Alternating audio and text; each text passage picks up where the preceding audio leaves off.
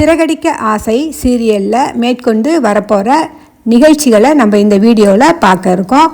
Rohini வித்யாவுக்கு phone பண்ணி மீனாவும் முத்துவும் விருந்துக்கு அழைச்சிருக்கிறத பற்றி சொல்கிறாங்க. ஆனால் என் மாமியாருக்கு இது பிடிக்காததால் வேண்டான்னு சொல்லிட்டாங்க. அதனால் அவங்க 2 பேரும் உங்களை ஒரு ஹோட்டலுக்கு கூட்டிக்கிட்டு போய் விருந்து கொடுக்க திட்டம் வச்சுருக்காங்க. அங்கே போய் என் விஷயத்தை பற்றி அவங்கக்கிட்ட எதுவும் சொல்லிடாதன்னு கேட்டுக்கிறாங்க. இது அவங்க பேசுறது பிடிக்காத வித்யா ஃபோனை கட் பண்ணுன்னு சொல்லிடுறாங்க. ரொம்ப செல்ஃபிஷாகவும் பொய் சொல்றான்னு ஃபீல் பண்றாங்க வித்யா. மீனா வித்யாவுக்கு ஃபோன் பண்ணி விருந்துக்கு ஹோட்டலுக்கு வர சொல்லி சொல்றாங்க. அதே சமயம் முத்துவும் முருகனுக்கு கால் பண்ணி விருந்துக்கு வர சொல்லி சொல்றாரு. ஃபோன் பேசி முடிச்ச பிறகு மீனா முத்துக்கிட்ட ஏங்க ஹோட்டல்ல விருந்த நடத்த முடிவு பண்ணி இருக்கீங்கன்னு கேக்குறாங்க. இல்ல மீனா, அம்மாவுக்கு அவங்கள நம்ம வீட்டுக்கு விருந்துக்கு அழைக்கிறது சுத்தமா பிடிக்கல. உனக்கும் வீட்டுக்கு அழைச்சா உனக்கும் வேலை தானே அப்படின்னு நினைச்சுதான் இப்படி முடிவு பண்ணியிருக்கேன்னு முத்து சொல்றாரு. அதுவும் சரிதாங்க. இந்த நம்ம விருந்து கொடுக்கக்குள்ள அத்தை ஏதாவது சொல்லிட்டா புதுசா கல்யாணம் ஆற அவங்க மனசு கஷ்டப்படும்னு சமாதானம் சொல்றாங்க மீனா. முத்து சொல்றாரு, மாடியில ஒரு ரூம் நமக்காக கட்டிக்கிட்டோம்னா அங்க நம்ம என்ன வேணா செய்யலாம், யார வேணா வீட்டுக்கு கூப்பிடலாம். அம்மா, சீதா, சத்யா எல்லாரும் வந்து சந்தோஷமா இருந்துட்டு போவாங்க. உன் ஃப்ரெண்ட்ஸு என் ஃப்ரெண்ட்ஸு எல்லாரையும் நம்ம வீட்டுக்கு கூப்பிட்டு விருந்து வைக்கலாம் அப்படின்னு சொல்றாரு. கூடிய சீக்கிரம் அதுக்கு ஒரு முடிவு கட்டணும் மீனான்னு சொல்றாரு முத்து. நீங்க சொல்றது சரிதாங்க, நம்ம கண்டிப்பா மேல ஒரு ரூம் கட்டியே ஆகணும்னு சொல்றாங்க மீனா. முத்துவும் மீனாவும் கிளம்பி ஸ்ருதியோட ஹோட்டலுக்கு போறாங்க. ஸ்ருதி இவங்கள ஆச்சரியமா பாக்குறாங்க. என்ன மீனா இங்கன்னு கேட்டதும் சாப்பிடதான் வந்திருக்கோம்னு சொல்றாரு முத்து. ஆச்சரியமா இருக்கே, மீனா சமையலை தவிர வேற யார் சமையலையும் சாப்பிட மாட்டீங்களேன்னு சொல்றாங்க ஸ்ருதி. வித்யாவுக்கும் முருகனுக்கும் மேரேஜ் ஆயிடுச்சு இல்லையா, அவங்க 2 பேருக்கும் இங்க விருந்து கொடுக்கலாம்னு தான் அப்படின்னு சொன்னதும் என்ன மீனா விருந்துன்னு சொல்றீங்க, விருந்து வீட்டுல தானே கொடுப்பீங்கன்னு கேக்குறாங்க. ஆண்டிக்கு அவங்களுக்கு விருந்து கொடுக்கறது பிடிக்கல அதான் அப்படின்னு சொல்றாங்க.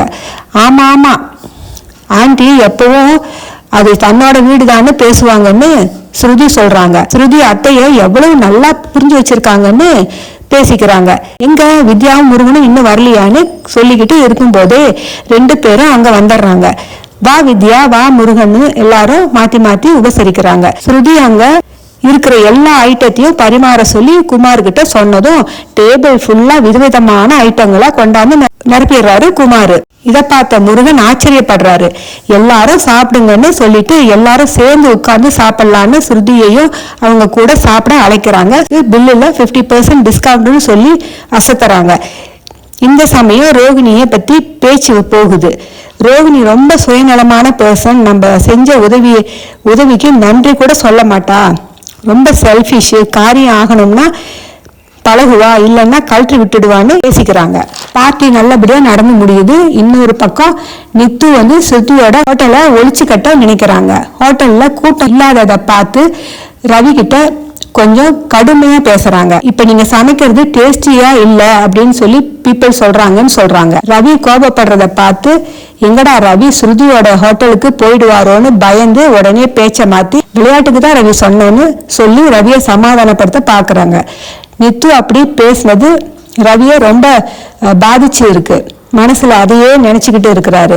நித்து ஸ்ருதியோட ரெஸ்டாரண்ட்டுக்கு வெளியே இருந்து பாக்குறாங்க. நம்ம ரெஸ்டாரண்ட்ல கூட்டமே இல்லையே, ஆனா இவளோட ரெஸ்டாரண்ட்ல இவ்வளவு கூட்டம் இருக்குன்னு பொறாமப்படுறாங்க.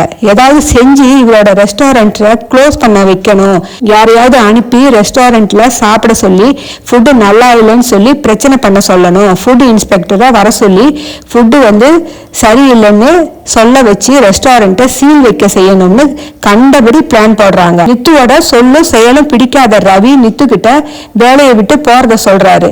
என்ன இங்க இருந்து போய் ஸ்ருதியோட ரெஸ்டாரண்ட்டுக்கு போக போறீங்களா ரவி அப்படின்னு கேக்குறாங்க. அது எதுவா தான் இருக்கட்டும், நீங்க ஏன் அதை பத்தி சொல்றீங்கன்னு ரவியும் கோபமா பேசுறாரு. நித்து வந்து ஸ்ருதியோட ரெஸ்டாரண்ட்டை இழுத்து மூட சதி செய்யறத ரவியும் கேட்டுறாரு. அதனால அதை பத்தியும் நித்து கிட்ட கோபமா பேசுறாரு. ஸ்ருதி அப்பவே உன்னை பத்தி சொன்னா நான் தான் நம்பல, உன் ரெஸ்டாரண்ட் ஓடுறதுக்கு காரணமே என் சமையல் தான் ரவி சொல்றாரு. நீங்க இல்லைன்னா என்ன, நான் நினைச்சா நல்ல செஃப்பா என் ரெஸ்டாரண்ட்டுக்கு கொண்டு வர முடியும்னு சொல்றாங்க நித்து. கொஞ்சம் காரசாரமாவே 2 பேரும் பேசிக்கிறாங்க. ரவியும் இதுக்கு மேல அங்க இருக்க விரும்பாம வெளியே போறாரு. வீரமா பேசின நித்து மனசுக்குள்ள ரவி போயிட்டா என்ன பண்றதுன்னு பயம் இருக்கு. நித்து ஸ்ருதியோட ரெஸ்டாரண்ட்ல வெளியே இருந்து பாத்துக்கிட்டு போன பிறகு ஸ்ருதி நித்துவை ஃபாலோ பண்ணி வராங்க. வந்த இடத்துல நித்து ரவி 2 பேரும் பேசுறத தற்செயலா எல்லாத்தையும் கேட்டுடுறாங்க. வெளியே வந்த ரவியும் ஸ்ருதியை பாக்குறாரு. உங்க திறமைய பார்த்து தான் நான் ரெஸ்டாரண்ட் ஆரம்பிச்சு உங்களை அங்க வர சொன்னேன்னு ஸ்ருதி சொல்றாங்க. தேவையில்லாம நித்து கிட்ட அவமானப்படுறீங்கன்னு சொல்றாங்க ஸ்ருதி. நித்து அங்க வந்து நீங்க அந்த ரெஸ்டாரண்ட்டை எப்படி நடத்துறீங்கன்னு பாக்குறேன்னு சொல்லி சவால் விடுற மாதிரி பேசுறாங்க. சிறகடிக்க ஆசை சீரியல்ல இந்த மாதிரியான கதைக்களம் தாங்க இந்த 2-3 நாள்ல நடக்க இருக்குது. என்னோட வீடியோ பிடிச்சிருந்துச்சுன்னா சப்ஸ்கிரைப் பண்ணிக்கோங்க. நன்றி.